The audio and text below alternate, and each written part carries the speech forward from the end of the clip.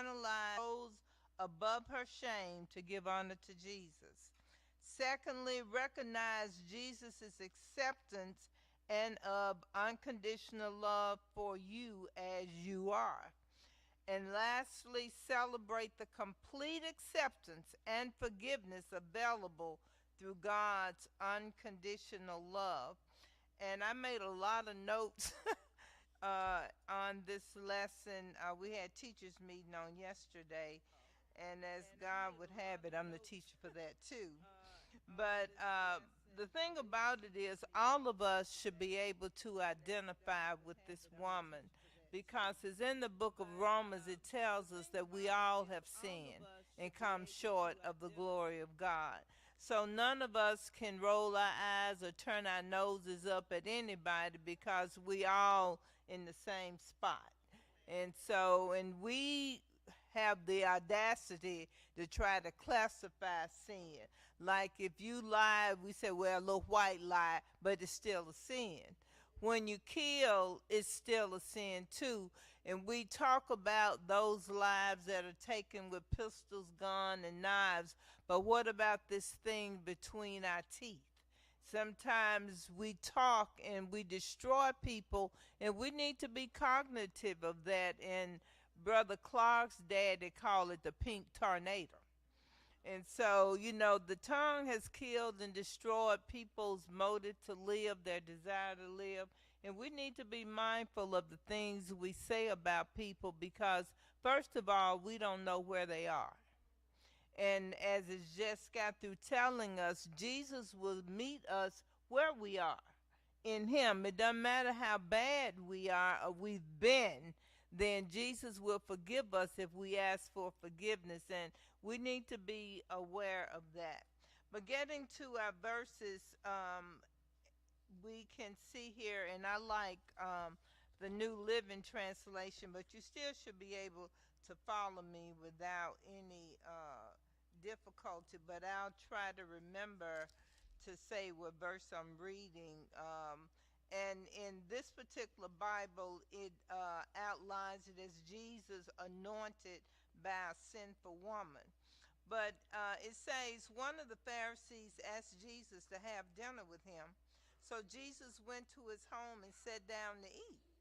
When a certain immoral woman, it says, from that city heard he was eating there, she brought a beautiful alabaster jar filled with expensive perfume. Then she knelt down behind him at his feet, weeping. Her tears fell on his feet, and she wiped them off with her hair. Then she kept kissing his feet and putting perfume on them. Now, this, in the King James Version, it talks about the alabaster box. And the alabaster box was a container, and in our key terms, it spells vial, Phial, and it just means a small container. But that was an expensive ointment that she used to anoint his feet with. And one of the resources that I used to prepare, it said this is something the Pharisee should have been done since he invited Jesus to eat at his home. And like some of us, we pick and choose who we invite to ask. And then we have to realize too, sometimes a person's motive is not a good thing. Sometimes when they invite you, so you have to still use that spirit or that gift, if you will, of discernment when you invite at certain places. And then there are certain things that we do, and one of the resources, as I stated, said this is something the Pharisees should have been doing to show Jesus that he was welcome to his home. After all, he the one who invited him there. And so then it tells us the position that this sinful or immoral woman was in. She was behind him, and apparently she was physically showing how sorry she was for the sins that she had committed. And sometimes, we do wrong and we think we've done something good. We think, we're bad because we've done certain things. And we need to be aware of that even if humans don't see you, God does. And he's the one we need to be worried about, because he's the one that's going to judge us for the deeds that we do in this body. And then it goes on to say is that when the Pharisee who had invited him saw, he said to himself, now if this man was a prophet, he would know what kind of a woman is touching him. She's a sinner. The fact of the matter is, we're all sinners saved by grace. And we need to recognize that your path may have been different than mine. But the fact is, we were born in sin and shaped in iniquity. And that's the thing. None of us have a monopoly on heaven. So we need to recognize that. But then, and we have to realize too, when people know your past or they think they know your past, they're so quick to bring it up to you. I remember when you used to do blah, blah, blah. So when people attack me with that, I say I used to be two, but I ain't two no more. Hadn't been two in a long time. So it doesn't matter what you know about what I used to do. God knows what I'm doing now. And he knows my heart when I'm doing it. And that's another thing that we need to be mindful of. Whatever we do, we need to do it from the heart. And we can't get upset with folk for what they do with what belongs to them. You know, it doesn't matter. You can have a whole laundry list of things that you've done for that particular person, but if they choose not to reciprocate, no need to get upset. Because you did what you were doing from the heart. So these are the things that we as God's people need to be mindful of. If you do it, do it. You don't have to make a song about it. Because when you do, that's showing you haven't done it from the heart. It's like going back to Christmas. You know, I gave you a gift and you expecting me, I'm expecting you to give me one. It doesn't work like that all the time. So we need to be mindful of the things that we do and the things that we say. And I hate to say it, even the things we expect from one another. We need to be mindful of that as well. And then Jesus answered his thoughts. He didn't say nothing with his mouth. But Jesus knew what he was thinking. And I'm accused sometimes, they say, Earlene, my facial expression. I say, I ain't said nothing. Yeah, but your facial expression is telling the story. So we need to be mindful even of our facial expressions. And a friend of mine, she told me, she said, girl, I like to be in a meeting with you because you have all kind of facial expressions. And that's not a good thing. I said, but I didn't say nothing. She said, not with your mouth. But it's like beauty, it's in the eye of the beholders, whatever you interpret it to be. So that's on you. But we still have to be mindful of our facial expressions as well when we're pleased with something, and more importantly, when we're displeased with something. Don't let our facial expressions bust you out. So you need to be careful about that. But then it goes on to say, and I'm going to reread 40, it says, then Jesus answered his thoughts.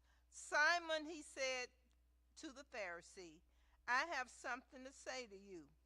Go ahead, teacher. Simon replied. Then Jesus told him this story, and our lesson does not include this, but I want to. A man loaned money to two people. 50 pieces of silver to one and 500 pieces of silver to one and 50 to the other. But neither of them could repay him. So he kindly forgave them both, canceling their debts. Who do you suppose loved him more after that? Simon answered, I suppose the one for whom he canceled the larger debt. That's right, Jesus said. Then he turned to the woman and said to Simon, look at this woman kneeling here. When I entered your home, you didn't offer me water to wash the dust from my feet, but she has washed them with her tears and wiped them with her hair. And we know in the book of 2 Corinthians, it tells us that a woman's hair is a glory. So that was something precious that was on her, but she thought enough of Jesus to wash his feet, the dirtiest part of his body, with her tears and then dry it with her hair. Now, how many of us would do that? And then we have the nerve sometimes to brag about how much we give. We sometimes say pay, but we can't pay God for nothing. We don't have enough money. So that's why we're taught you don't say pay your tithe, you say give your tithe. And we need to be cognizant of what we say and how we say it. Because, first of all, you don't know who you're impacting. And we, like Jesus met this woman where she was. He knew her better than she knew herself. But he accepted her. And if we would look back over our lives and think about the things that we've done that displease God, we will quit judging folk. I mean, the word says all. That's inclusive. Nobody is left out. So I don't care where you are now. You may have kind of shaken the dust from your feet or whatever, and you're cognizant of the way you're trying to live because we're letting our light shine. And as Sister Hawkins said, if we all would bring our little light to the light, we will have a brighter light. So these are the things that we as Christians ought to be aware of. And moving right along, it said that, so Jesus asked Simon, so Simon knew apparently what he was doing. So Jesus asked him, so he had a 5-1, he forgave 500 pieces and the other one 50. So who do you think appreciated the more? The one who owed him the most. And we all owe him our life. How many times I can stand here and tell you, on the 15th of July of last year, a young lady ran the red light, all 4 airbags deployed. I thought the car was going to blow up because it started smoking. So I was able to get out and stand on the outside. That's just another time God spared my life. And I was on my way here to the men's brunch. Ticket already paid for by one of our associate ministers. But God. And I often think about that. That's just one time he saved and spared my life. Walked in on a robbery one time at the cleaners. The guy said, get on the floor, lay down. He had robbed everybody in there. Took money from the cash register. And I was going the next day to get my bachelor's in nursing in Jackson, Tennessee. He walked between me and another guy. I had over $200 cash on me. Not one time did he take one dime. There was nobody but God. And I tell anybody that I tell that story to, covered in the blood. Nothing but the blood of Jesus. And that's just 2 times that I know he spared my life. So we need to be mindful and quit standing in judgment of one another. Because we all got some skeletons in our closet. One of my former co-workers, she said she got a whole cemetery. So we need to be mindful of that. Moving right along with the lesson, it says that, and so Jesus told him, that's right. Then he turned to the woman and said to Simon, look at this woman kneeling here When I entered your home, and I'm rereading because I want you to think about this. When I entered your home, you didn't offer me, I'm going to say, a drink of water to wash the dust or water to wash the dust from my feet, but she has washed them with her tears and wiped them with her hair. So she must have had a lot of tears. You didn't greet me with a kiss, but from the time I first came in, she has not stopped kissing my feet. You neglected the courtesy of olive oil to anoint my head, but she anointed my feet with rare perfume. I tell you, her sins, and they are many, have been forgiven, so she has shown me much love. But a person who is forgiven little shows only little love. Then Jesus said to the woman, your sins are forgiven. The men at the table said among themselves, who is this man that he goes around forgiving sins? And Jesus said to the woman, your faith have saved you. Go in peace. In other words, he ignored the little comments that they were making. And sometimes that's what we have to do, ignore stuff. Because Brother Hubbard and I was talking about common sense or the lack thereof. Common sense ain't so common anymore. So these are the things, look, Jesus is showing us that it doesn't matter how dirty you are, water can clean you up. And when we take our issues, if you will, to Jesus, guess what? He can fix you up. And these are the things that we need to be aware of. That's why we have no right to criticize anybody else. I may not have all that you have, but God. I mean, it's like grace. He decides who has what. I mean, if we look, children are impressed by the drug dealers and the gangs and all that, the flashy gold and all of that. But all that stuff comes with a price. But we have to teach them.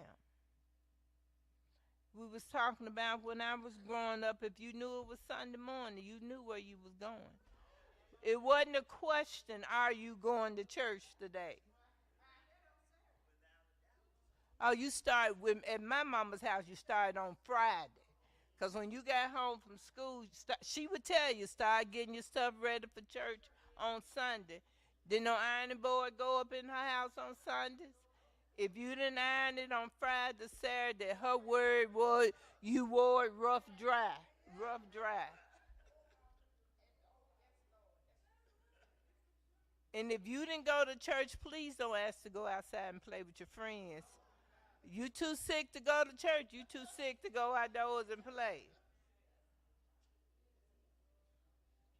Wasn't no wait till your dad to get home. She did the discipline.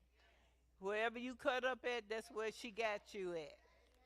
You can be in at the time Hoganot, for those of you who remember Hoganot and Big Star and all of that. Wherever you cut up at, that's where you got it at. Shane Birds, Kent's, wherever. So these are the things that we need to worry about and ask ourselves, how much do I love the Lord?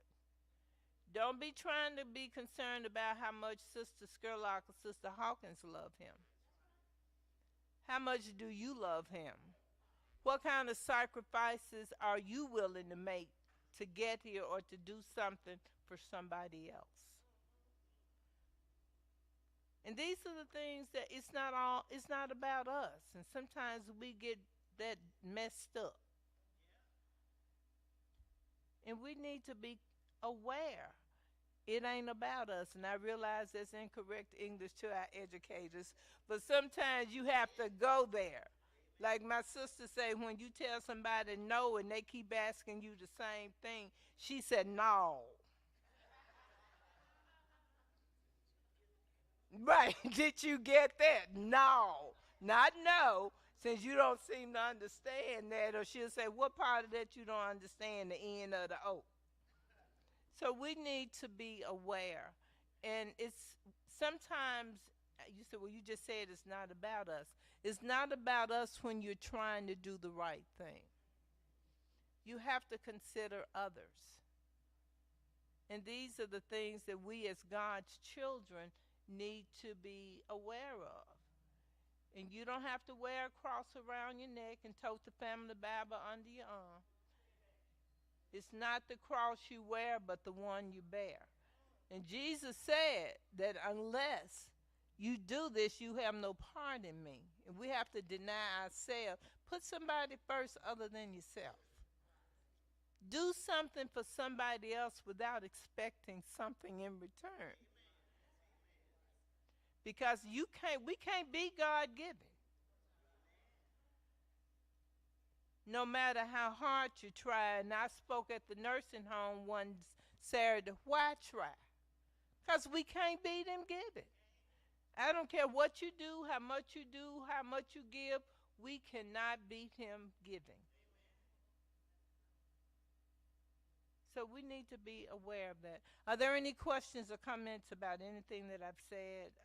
Have I confused anybody? Or any comments, questions? If not, I thank you for your time and attention. We're back in the hands of Sister Hawkins and Brother Ingram, our superintendent.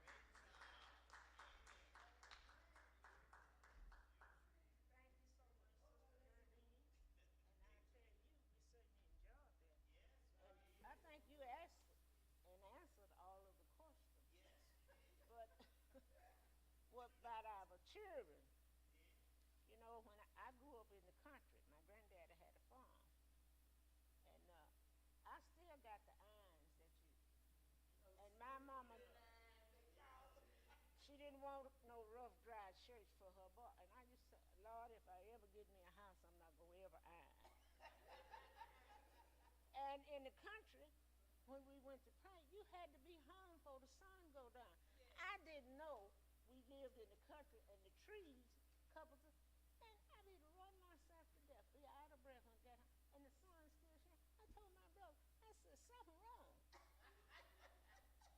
I said, why we got to go home before the sun go down? The sun was still shining, but we had woods and trees and all of that. But we had to be home. And you had work to do. I had milk cows, had to get the hogs and fed them and all that. And one old cow was slick. Every time the bucket get half full, she'd kick it over. And my granddad said, from now on, carry you two buckets. When she gets almost half full, pour it in there. So I did that. But I just don't understand now our young people, 12, 1 o'clock, 2 or 3 o'clock in the morning. Where's the mom and daddy? That's what I want to know. It's sad. It's sad. I said 9 and 10 years old, and you know I don't find no fault with the mom and daddy, but somebody needs to do something. All the preachers in the world, the best police in the world, and you get all the churches together. You need to start when it's down here, when it's in your arms, because you know that baby you feed it, you know it's not hungry, and oh he's stomping and he's clowning.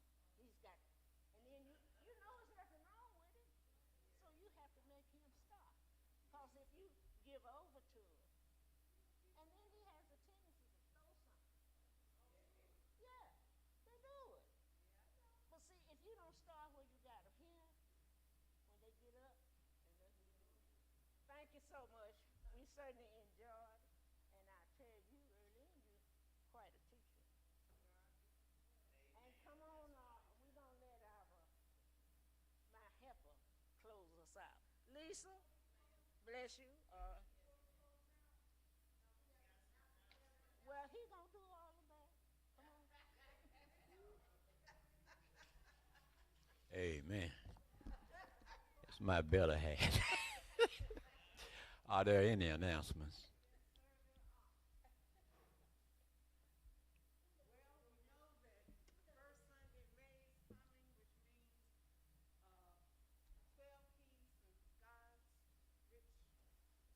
Resources upon us, and to follow in the steps of Mother Rosanna Stepney and Superintendent Stepney. I'm here to voluntold. All right. So, knowledge, we have Dr. J.H. Jackson's class, Minister Elton Carr, Sister Dolores Sullivan. Anybody here representing that class? Oh, wonderful.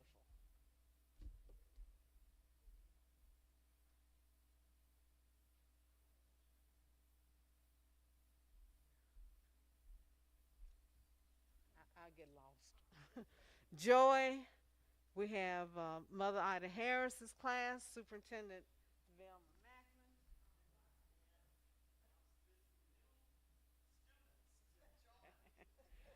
And Obedience, A.J. Terry class.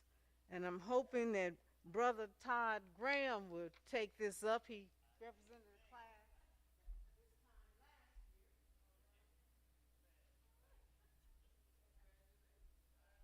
And love, we have O.C. Collins Jewel's class, Sister Alma Head. Anybody else here from that class? All right. Faith, A.M. Townsend class, Sister Alberta Crawford. We got a hold. Who got it? 'Cause I was sure headed your way. That's right.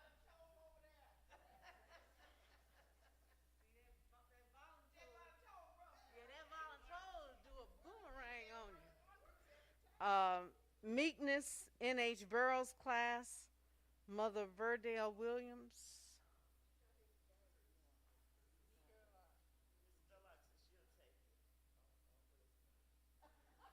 She'll pass it on.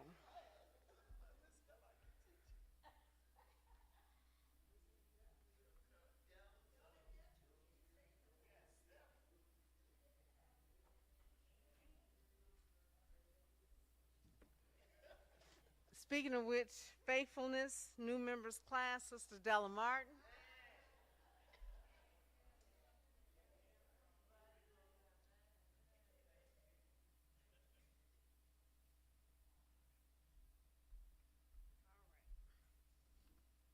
Youth department, Sister Patricia Morris. Took it last year.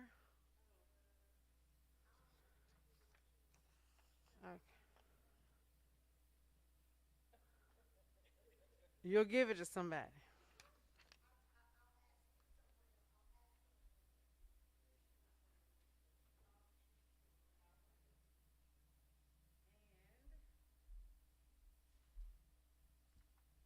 Golden Rule, Lotta Gale's class, Patience, Children's Department. I have here Superintendent Deacon Walter Ingram and Superintendent Angela Mays. Peace, Crusaders class, Sister Erlene Collins. And Good Works, Dr. J.B. Collins class, Dr. J.B. Collins and Reverend Vincent Rogers. Now, first Sunday in May, I believe that's May 5th. Everybody's got their voluntold assignments. And keep in mind that we are under some very strict time constraints. Matter of fact, I'm going to stop in the middle of the sentence and sit down. But you only have 3 minutes to get up from your seat, do your presentation, put your key on the cross, and then we're on to the next person. We're on to the next key. We're on to the next. Is Sister Evelyn? She's not in here right now. Okay, but there are some other things, and I'll speak to those individuals about that. But I sure do thank everybody because you're so cooperative.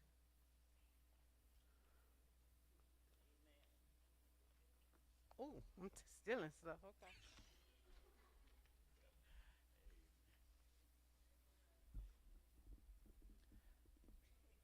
Are there any other announcements?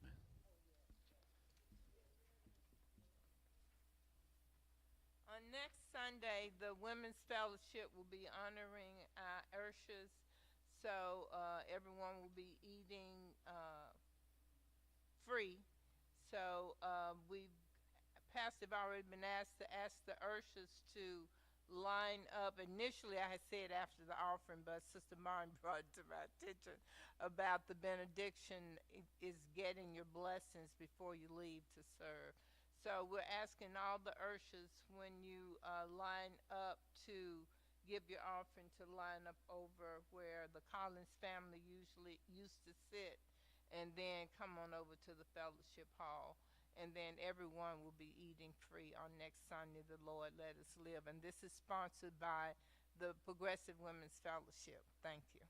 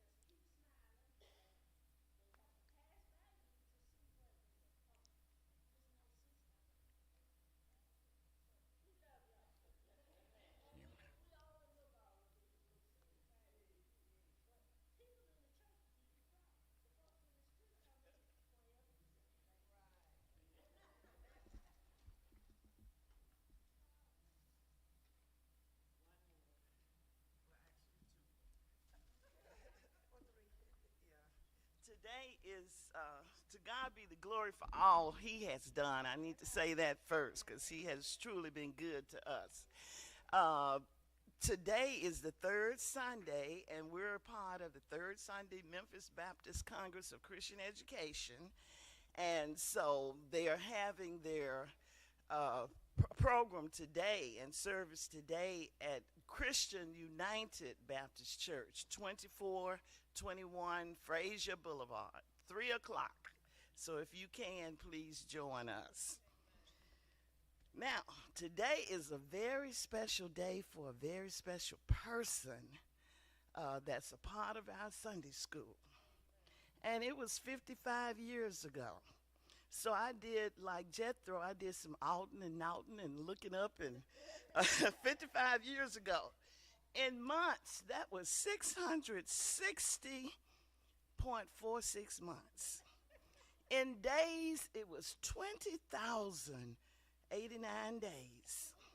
In minutes, 28,928,160 days. In weeks, it was 2,869.86 weeks.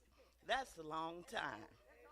God's blessings have really been working. Come up here, Sister Deputy Superintendent Lisa James. Come on down. Today is actually Lisa's birthday, and we could not let this day pass without wishing her a happy, happy birthday. So on behalf of us, the Sunday school, and all of us, this is for you. Thank you. A dozen roses.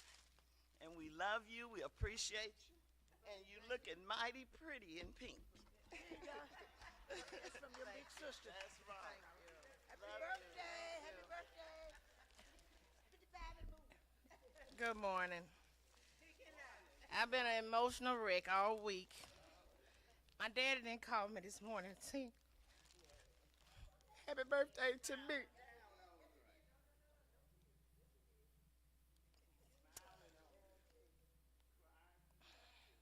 So, but anyway, I'm grateful to be here. Because God said yes one more time. But I'm proud. I'm 55. I made it. But again, there's no place I'd rather be than here with you all. So again, thank you for the happy birthday wishes. And on a sad note, last Monday, my cousin was killed in a car accident. I won't be here, Sister Hawkins, because it's a late funeral, and I don't know. We're probably gonna stay in Greenville overnight, and I come back Sunday. So just in case, get me an alternate. Eva's supposed to be the superintendent, but I know one of y'all are greatly. Y'all would be glad to fill in for me. But just keep the Cheney and the super family in your prayers. But again, thank you. I feel 25, not 55.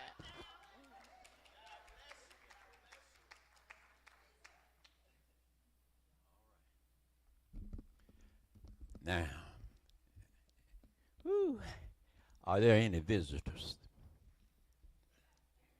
You just keep your seat. But I mean, we just like to welcome and thank you for coming this morning, and hope that something was said that might help you. And please come again. Okay, I'm going to close us out with the Sunday school closing prayer.